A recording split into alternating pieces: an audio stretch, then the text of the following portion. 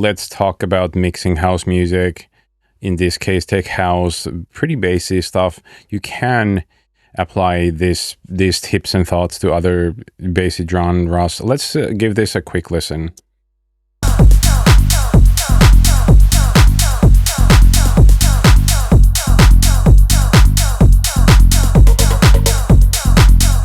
So this is a style of music that I've been mixing and mastering a whole lot in the past, I don't know, 8 years. Many of you probably know John Summit, with whom I've worked a lot. This is a song by an artist called F Project. The song is called Can You Feel the Bassline? So I want to start with the bassline, and I'll go through some other stuff. Let's actually see and hear the bassline without any processing, because I immediately heard something I wanted to fix. So let's do this. So the bass has a very nice tone, but there's immediately something lacking there to me. And coming from drum and bass music, this is fairly obvious to me. So one quick look. So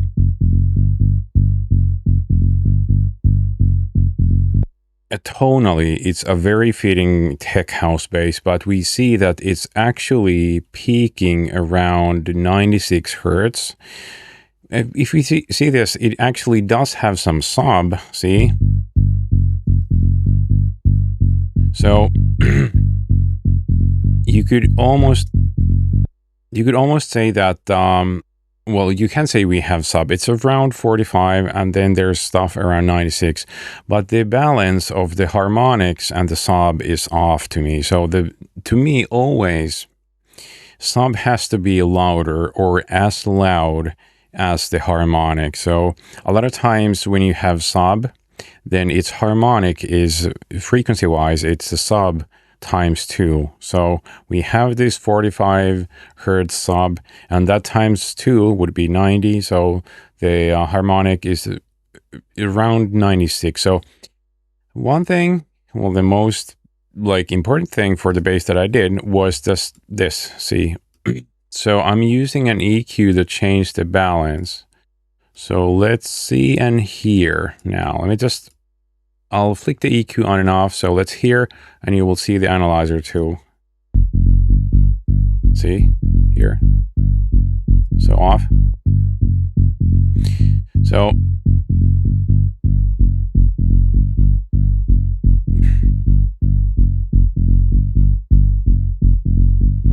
we can hear and see that it should be obvious from the EQ too. See, I'm boosting the subs by 7 dB. Is that crazy?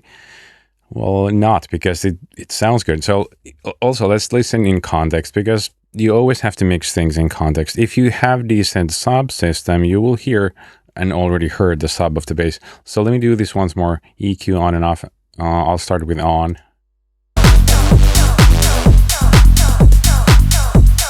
Go off.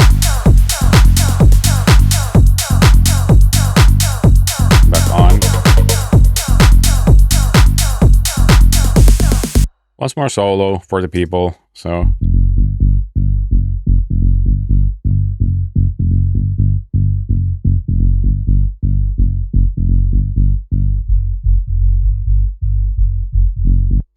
it's as simple as this.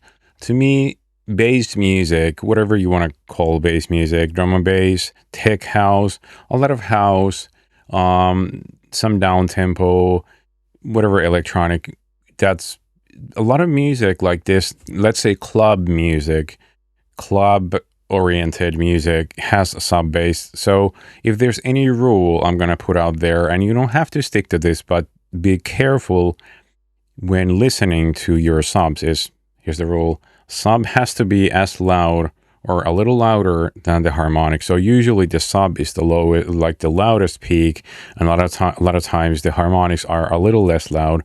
So if it looks like this bass did in the beginning,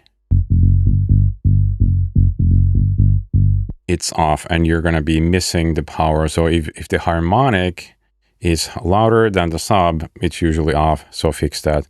Then let's see some other stuff. So there's one thing I do in every mix master or stem master or stereo master in house music that has a clear breakdown and like a build and then a drop.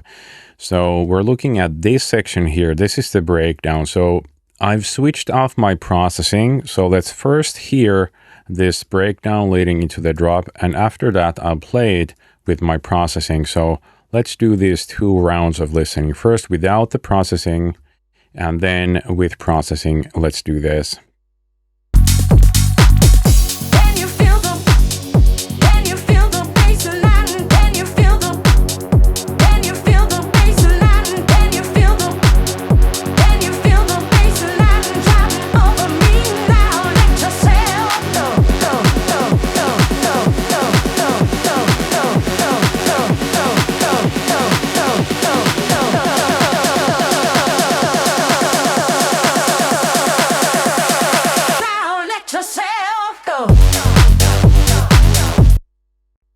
With my processing.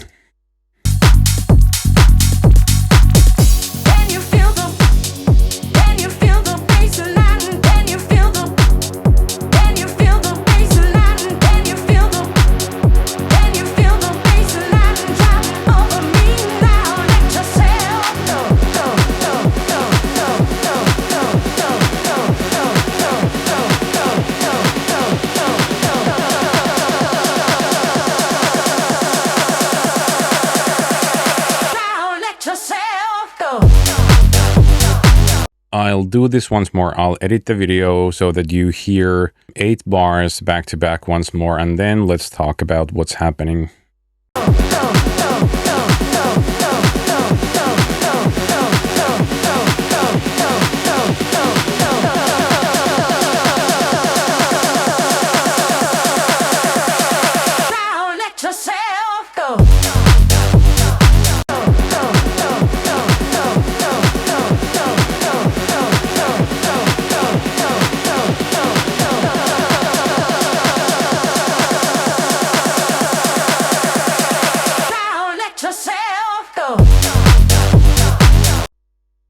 Okay, so in my opinion, the build is nice, but there's something lacking. A little bit of organic movement and some sort of life is lacking a little bit. Things feel a little dry. So there's a few things I did. So there's the vocal, the looping vocal.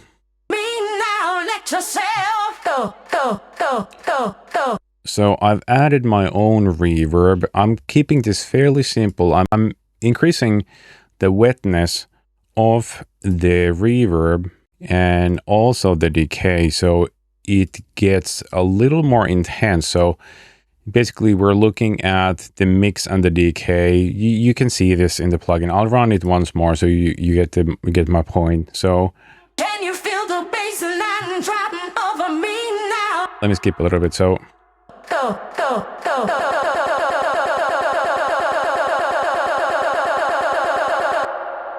So it's getting that wet, but once it's about to drop, I'm just losing the reverb completely because I don't want to have the last phrase dry. No, wet, sorry. I want to have it dry. So now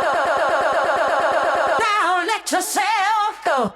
Because if this last phrase before the drop, if that was really wet, it would be a little wrong. So I want to have that dry for the maximum impact. So one thing I need to have happen in these songs, in this type of builds, is usually things get a little more intense. They kind of build, they get a little bigger. So if it's really dry and repetitive, there's no movement. Always pay attention to how your music can actually just grow a little bit instead of being static. One more thing I did to the vocal, I've created a little bit of a level increase. So you see it starts from 0 and goes to 3. I probably actually, when I played the dry version, I realized I forgot to disable this plugin. So even in the non-processed version, the vocal didn't even get louder. So I'm increasing the level. So there's this synth sound that pretty much has the very same issue, which I'm fixing.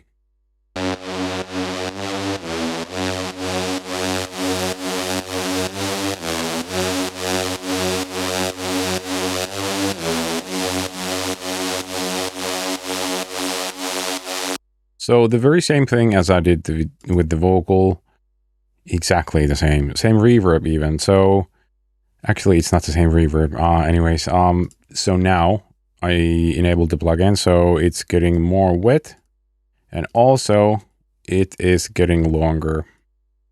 Actually, it's not getting.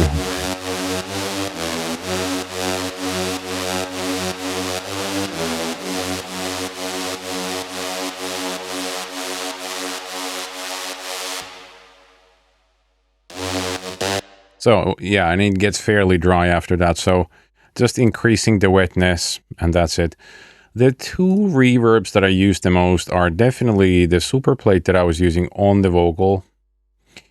I think it's just great. Honestly, I don't really use any other reverbs on vocal anymore. I know I sound like a salesman, but no, I've paid for this whole Sound Toys plugin set.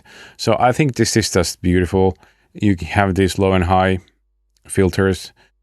I'm not super hung up on numbers. Let's even see what I'm cutting, but I don't like the very lows and the very highs on the cuts, or the reverb. So I'm low cutting, I could say 300, and high seems to be around 4, because remember sibilance and all the very sharp stuff, like my S's, that's around 6K. So obviously, if there is any sharp sibilance, you want to cut that before the reverb, and this is important, super important. But also set the reverb so that it's not very bright. I don't like bright reverb in a whole lot of things. I usually high cut around 6K. And for a lot of synth stuff, I just use the Valhalla Vintage Verb. I'm not a huge reverb nerd really, but this is a great all-rounder. I've never really get super deep into the settings and presets, which we have a lot of, but something like Hall reverb is great for synth in my opinion, because I usually like kind of big, but in vocals I use plates, so that's why I'm recommending super plate, because it's just, there's something very organic. I've never even used the other models. I'm sure they're great, and I haven't really messed with these harmonics introducing settings. I've just been happy with this. So one thing I fix a lot in a whole lot of tech house stuff is the percussion, or it's called percussion here, but it's a snare roll here.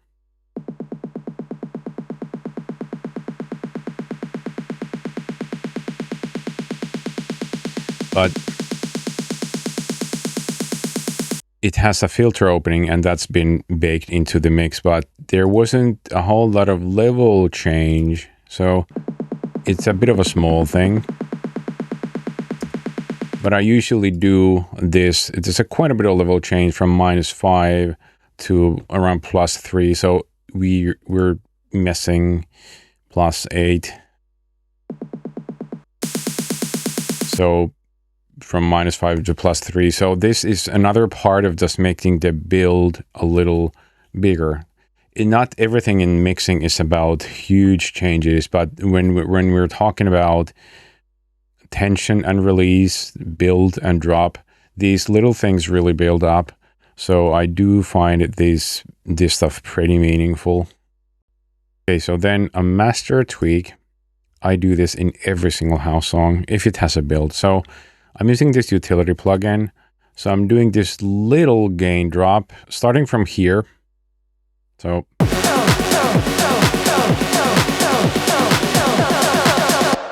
and it drops here. So see what I'm doing. I'm taking the level down. This is actually fairly small. In some songs, depending on the build and stuff, I may go a lot bigger. So I'm creating this falling level that then jumps up. Let me actually delete the automation, so I'm showing you how I do it.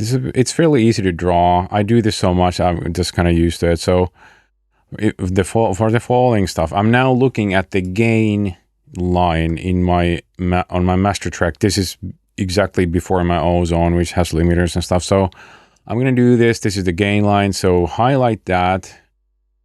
Have it work based on grid, so it could be like minus whatever, like minus 0.8. So you get these nodes. There's 2 nodes now, so I'm going to click on this.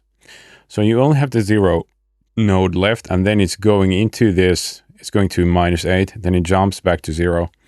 So I'm going to create another node here, click, and this one, shift click drag. I'm going to go for like it could be, it depends on the song and its elements and how it's been mixed, but I could go like, I don't know, 0.8. So we're going to minus 0.8 to plus 0.8. So it gets a, this emphasizes the drop. It's such a basic thing, but it's also very powerful. In addition to this, I'm doing this widening. So I'm starting it earlier. And you see, I'm doing this one, just another breakdown here. So just to get a little visual stuff so you can see the elements too. So breakdown and drop. So I'm getting fairly wide. See, it's getting really wide here. So let's listen once more. So you probably get the idea now. So everything is kind of growing, getting wider, and then just gets a little level push as it drops. Even if you wanted to do here once, let's repeat real quick. So highlight, draw, pull it down, get these nodes, click here, create this little raise. So stuff is getting wide, width, bigger, the level change on percussion, getting wider, wetter. Let's do this.